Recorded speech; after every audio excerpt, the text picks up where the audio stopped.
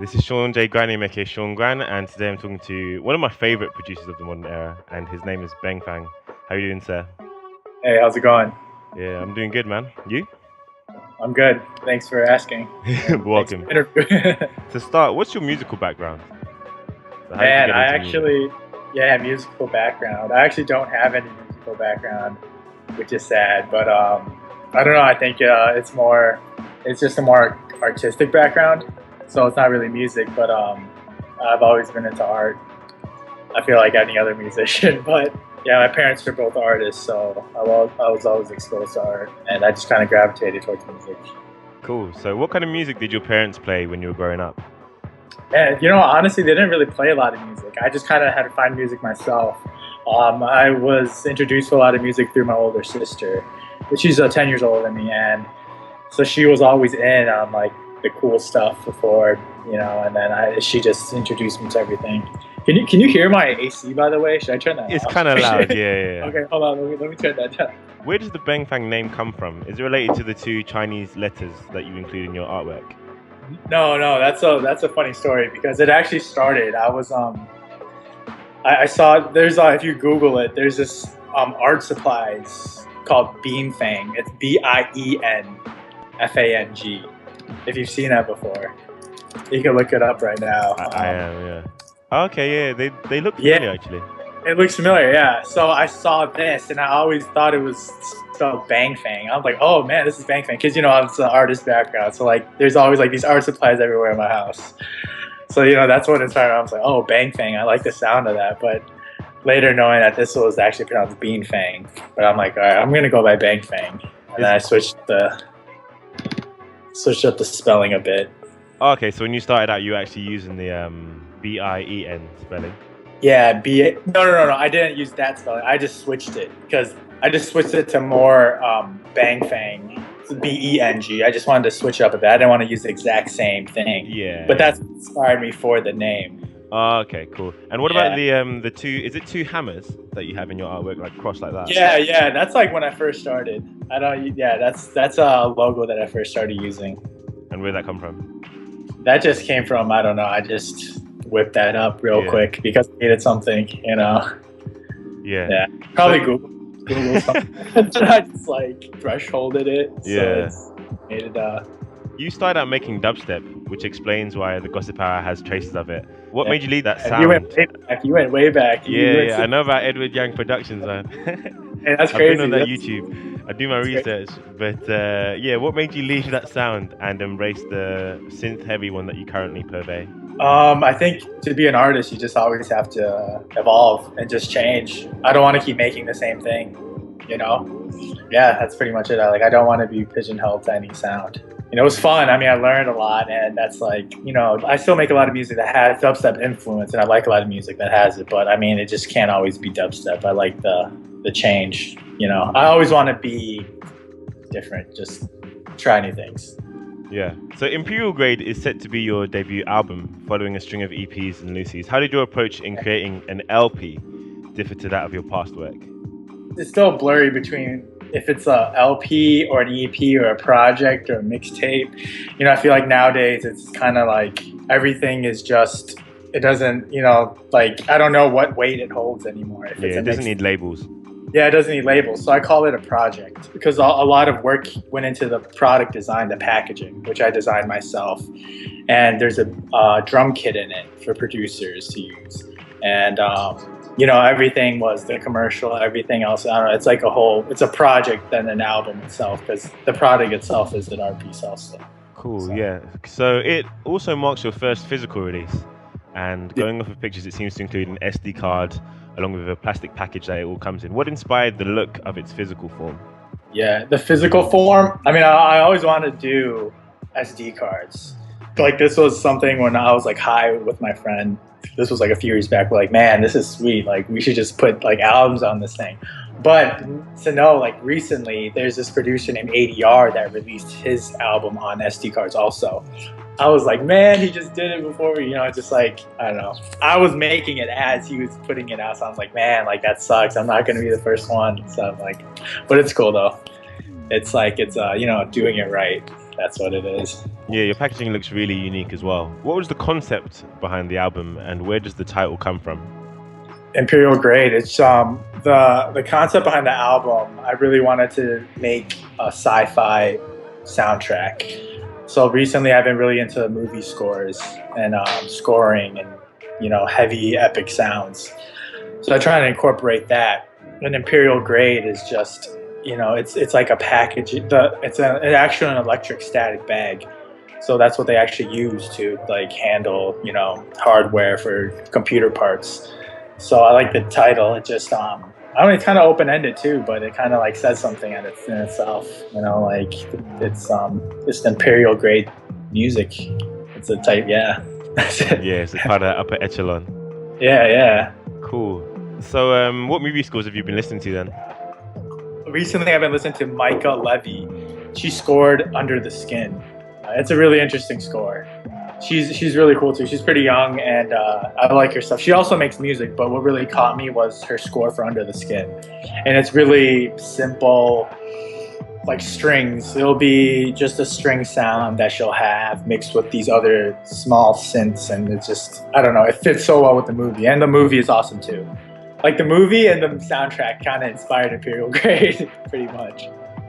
Yeah. And Blade Runner too. Okay, cool. I've never actually heard of Under the Skin, which is surprising because it seems to be like, it's Scarlett Johansson. Yeah, it's an awesome movie. Okay. And she was, I think that was like her first movie. She was nude and.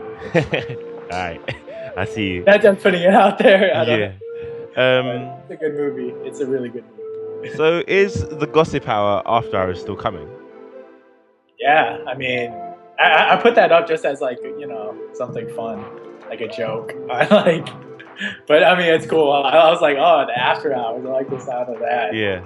Because what song was it? It was Honey Plus Plus, right? Yeah, Honey. Yeah, Honey. That was actually a track that was made right after the Gossip Hour. Like I was still in that phase, but it just didn't make it onto the project because I made it, a few weeks after it dropped. Yeah. So I was like, man, this is still. That would have this would have been like so hard on the album, on that EP. But yeah. So I just saved that for a while and then I just put it out like a year later. Okay, so there's no actual follow up to Gossip Hour coming. There is. I see. I treat albums like movies. Gossip Hour was a movie that I made. Yeah. And then this is a different movie, but the Gossip Hour After Hours will be a sequel to Gossip Hour. So I like the aesthetics or the sound of the sonics of Gossip Hour, but I want to incorporate something new. So I'm trying to think of. But I have this other project that I'm thinking of now. That I want to do that one and then do that. And then I think the Gossip Hour After Hours will come out. Such is the life of a creative, eh? Always on to the next and then the next. Yeah, I think you've answered this already, but how has your sound changed since the days of the Gossip Hour EP? You've taken somewhat of a darker tone. I would say it started with the Black Texture project, and with Imperial Grade, it's pretty dark. Yeah. Wait, the question was why is it getting darker? Essentially, yeah, but I guess the question was how has your sound changed? But I guess it's not changed because you're still embracing that Gossip Hour style. So how has your sound evolved? Like if you could put it into words. Because I've just put my perception of it, but as creator, what's your perspective? I think your perspective of it would be better. I don't know, I'm just doing what sounds good to me, and I'm not trying to do it in a way that's non-organic, so I really can't explain how it's changed, so I guess you're gonna have to tell me. Nah, that's a good answer, man. Yeah. So what's the scene like for your style of music in Chicago? There's a few people out here that's doing it, that's holding it down, which is cool. But I think, like drill music is big, but I think the rap is always big, rap and hip hop. And I think a lot of my style is hip hop too, But the scene for this style of beat music, like bass, I guess you call it, right? I don't know. I guess it's still pretty quiet at this point. Cool. But, yeah, because I kind of struggled to I was thinking about it just before the interview. And I was trying to think what is Bengfang's music like? Is it hip hop? Is it future bass? That term is so overused now. Yeah. As far as musicians go that I listen to currently, I would say that you are one of the most unique. So even when I was putting together this mix, I'm still putting it together, but the mix I'm trying to do inspired by Bengfang. I was looking at who really fits that sound, and I could only find a few people so far. So I don't know if you know them, but Drip Mob. Drip Mob. I Yeah. haven't. I'm gonna look that up for Okay, sure. yeah. So they'll be in the mix. So if you just peep the Okay. mix, like you'll hear a track from them. They're really fresh, but they haven't put out that much music. That's cool. That's Who else have awesome. I got? Let me check the track list. Wu05, who's the homie. Okay, yeah, I know. Yeah, he's cool. Home for sure. Suruda. Ooh. If you know Suruda, he used to go by the name Tetris Fingers. He's pretty dope. Sure. And yeah, the rest is just stuff from the GTW and that's yourself cool. and Mint Club. That's cool because it's so unique. But I mean, today I was just listening to. Sorry, go on. No, go ahead. No, I was just gonna say I was listening to Ye. I don't know if you know him.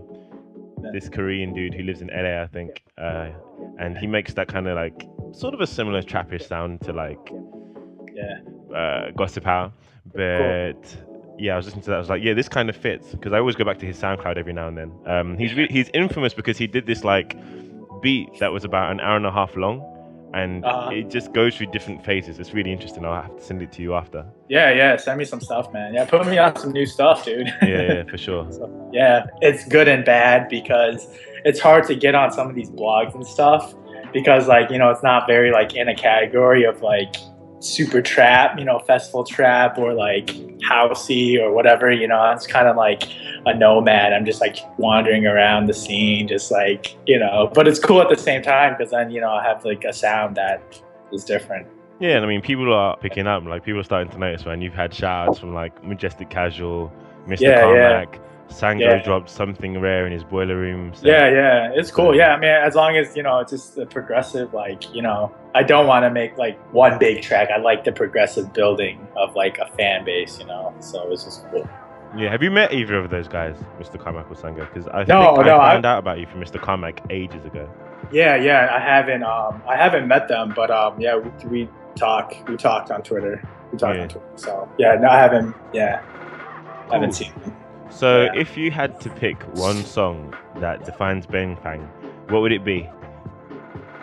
That can be in your own releases or outside of them. It's up to you, man. I don't know. That's tough. Take your time. I think the whole thing of Bengfang is that it's unpredictable. Like that's what I want to do. I just want to do like unpredictable where it's.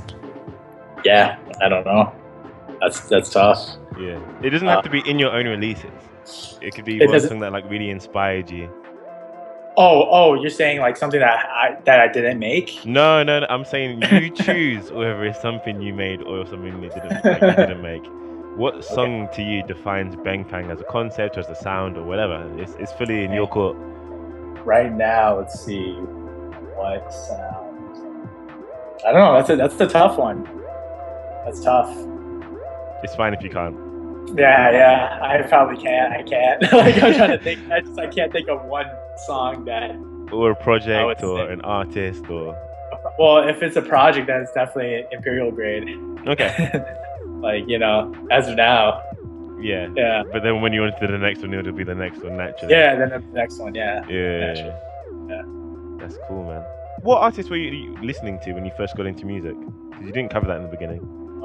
What artist? I don't know. I think I listened to pretty, standard stuff like Timbaland, Neptunes, Kanye, Missy, when I first started. And then, I just branched out to electronic stuff, Deadmau5, and I mean, no one like really like, underground or anything. I liked all like the mainstream stuff. There's nothing wrong with that. Yeah, I like the heavy hitters. Yeah, I really got into movie scores. I think that would probably be like a unique thing, I guess, that not a lot of people listen to because it's so just, you watch a movie, then you forget about it. Because if it's done well, I guess you don't really hear it that much because it's so, you pay attention to what you're seeing. It's something that's, that you don't really pay attention to is a movie score. Yeah. But, I pay attention to, I try to pay attention to more movie scores, and I really enjoy the music, and I really figure out how it's done and what makes it good. Awesome. So you started Mint Club a couple of years ago with Ziptoffer and Von Avery. How did that come about? Yeah, man, they're just homies, man. Like we're friends first over like anything else. We're just homies, and like we were just At one part, I think this was like maybe 2013. We were just getting drunk a lot, so we were drinking a lot and just like recording, we're just having fun, and then we just ended up recording like 50 songs in like a few weeks, and then we're like, holy shit, like this is a lot of songs. Like the process of it is pretty fast and just like boom, boom, boom, boom. We're just like on to the next one, on to the next one. Like there's never a moment where like, no, that's whack, or like, no, man, let's change this. It's like, no, it's just like we just like keep going, and keep going. You know, and then that's how Mint Club came. It's just very fluid project, and it's like it actually started with me and Zip. We're like, hey man, let's start making trap beats. I just started doing like trap music because like this was like when the drill scene came up, and then yeah, we were just really into trap at that time, drill. But I don't know, the project really didn't sound trappy or drilly, but that's kind of what the thing was. But we were just incorporating a bunch of different sounds, which, you know, at the end it sounded different than regular trap or drill. That's cool though.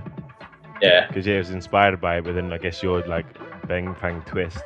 Yeah. More like synthy and yeah, because I mean the Mint Collection Volume 1 is quite a long project. Yeah. At least track wise.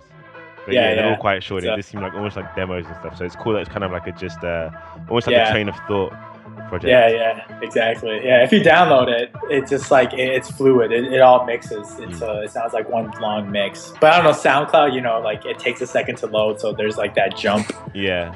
Between songs, like, oh no, it ruins it. You know, you hear like a little skip in between. That's a good point actually, because I think definitely the Gossip Hour. I don't know about Black Texture or Imperial Grade, but that one also has like seamless transitions. What's the reason behind that? Behind the seamless transitions? Yeah. I don't know. I think they're awesome, but I just wondered like why. I just I thought it was cool at the time. No, it is cool. Yeah. It is cool, and it's just not something that many producers do at all. Yeah, I just thought it was cool. I was like, yeah, why not? Like, you could just mix this song into the next one somehow, and then I don't know. I just didn't see a reason not to do it. Yeah. So does that mean that most of the songs from Mint Collection came about in 2013? Yeah, Mint Club, the Mint Condition, it came through 2000. Yeah, it did. I started in 2013, and so it's like we worked on it for maybe like over a year and it started in 13, and then we just worked for a couple years on it, and then just put it out. Just kept putting stuff out. But we have like a bunch in the vault. There's like a lot of stuff in the vault, but we're definitely gonna put some more stuff out. Yeah. Yeah. Cool. I'm excited for that. Yeah. But the project's not downloadable, by the way. It's not downloadable? No, it's never been like, because it says like on the in the description, it's like download for seamless play experience. Like, but there's no download link. It doesn't even make sense. I had to ask you for the download. I'll check that. All right. Yeah, you need to get on that, man.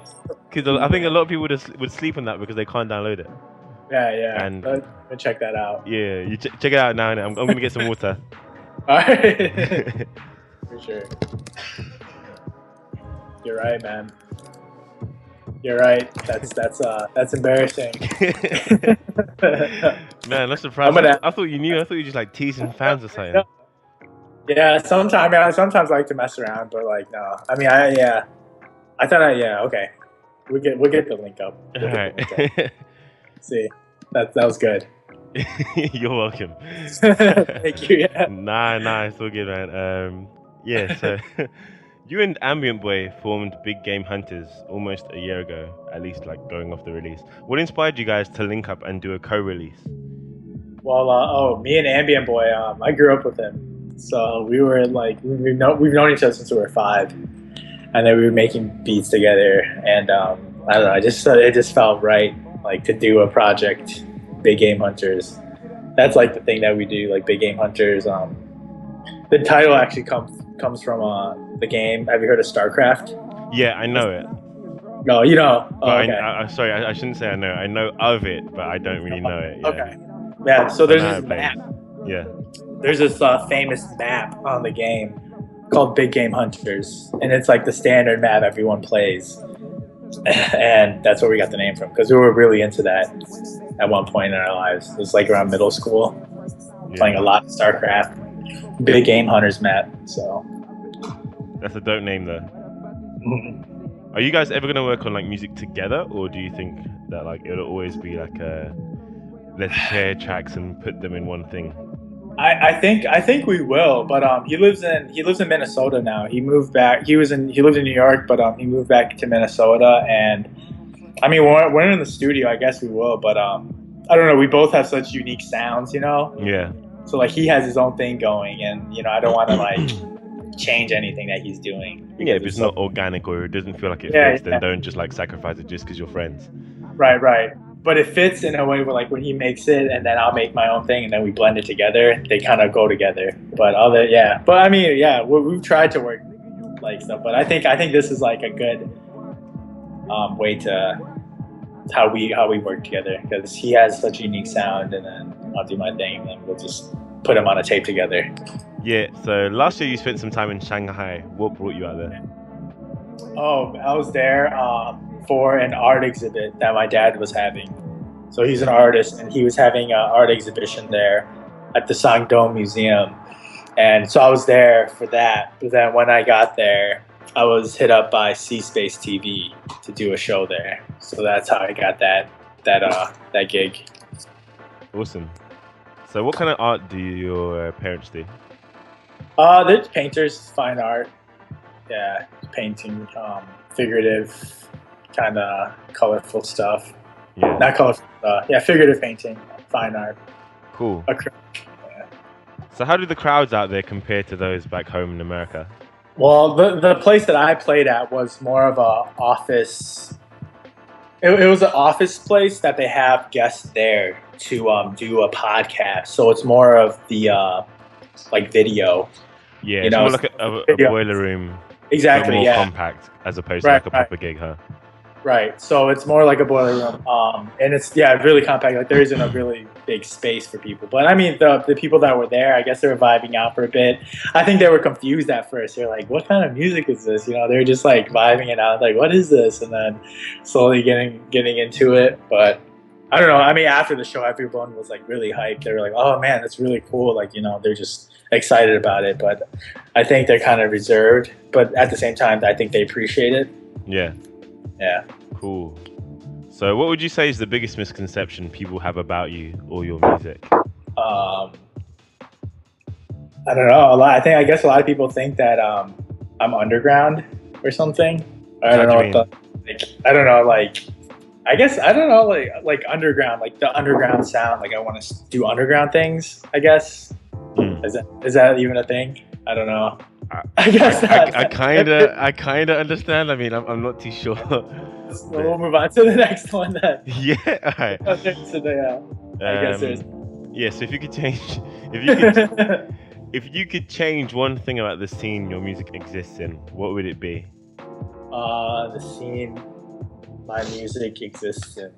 So it's like the SoundCloud scene. Right? It's whatever you take it to be. Like it could be SoundCloud, it could be in Chicago, it could be from your perspective, it could be from fans' perspectives, from the online perspective, from the social media perspective. It's all on you.